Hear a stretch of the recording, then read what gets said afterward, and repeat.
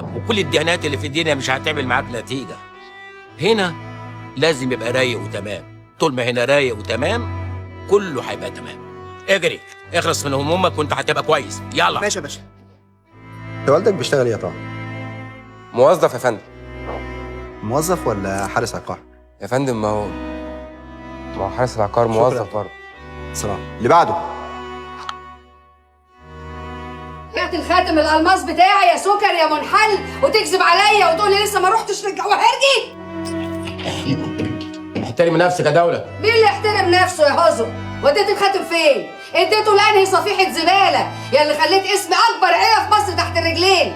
اخرج بره بيتي. بيتك ايه يا دوله؟ البيت ده بيت انا، بيت الدسوقي باشا. الدسوقي باشا اللي انت وسخت اسمه. انت اوسخ مني. على الاقل لو وسختي كانت بره بيت العيله، انما انت وسختي كانت هنا. عدد الرجال اللي دخل الشقه دي عشان يناموا معاكي اكتر من اعضاء حزب الوفد القديم والجديد. البلد دي ما بقتش بلدنا خلاص، اللي زينا بقوا غرب فيها. كلامك وراه حاجه يا ابو سعيد. اسمع كلامي، واصبر لغايه اما تخلص الهبابه اللي انت فيها دي وخد الشهاده بتاعتك وسافر الخليج. ممكن اعمل كده بس بشرط ايه هو؟ انك تيجي معايا. يا عالم، حد عارف بكره مخبي ايه؟ ابو سعيد انا حاسس انك اتغيرت من ناحيتي قوي. انا ما اتغيرتش يا طه، الدنيا بتتغير حواليا. انا مش قادره اتكلم كلمتين على بعض.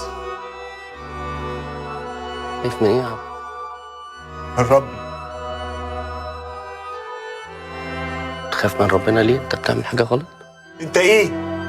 انا ما بعملش غير الغلط. خمره ليل ونهار والنجاسه معاك، حتى الصلاه هملت. يا بيه انا سمعت الشيخ في الجامع بيحكي عن عذاب ربنا لقوم لوط. احنا بنهز عرش السماوات والارض. زلزال يعني يا بيه. في ايه؟ ربنا كبير جدا ورحيم جدا جدا.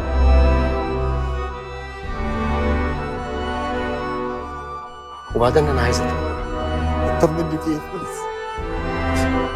حاجات مهمه جدا قدام عينيا وما عرفتش اشوفها، او شفتها بعد فوات الاوان. همشي. هوصلك. انا عمري ما اذيت حد، انا ما اذيتش بنفسي. حتى الستات اللي انا عرفتهم برضاهم. كانوا يدخلوا عندي ويخرجوا مبسوطين اخر الاسبوع. عشان كده ربنا هيحاسبني برحمه كبيره. هيعمل لي اكبر نسبه خصم 20%، 30، 50%. ما تخليهم 100%.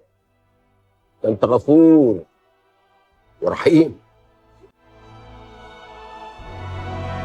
الكلام ده لما نطلع فوق الناس بتبص علينا. يبصوا علينا ليه؟ يبصوا على البلد اللي باظت، يبصوا على العمارات اللي كانت احسن من عمارات اوروبا. دلوقتي بقت مساجد من فوق ومن تحت مسخ.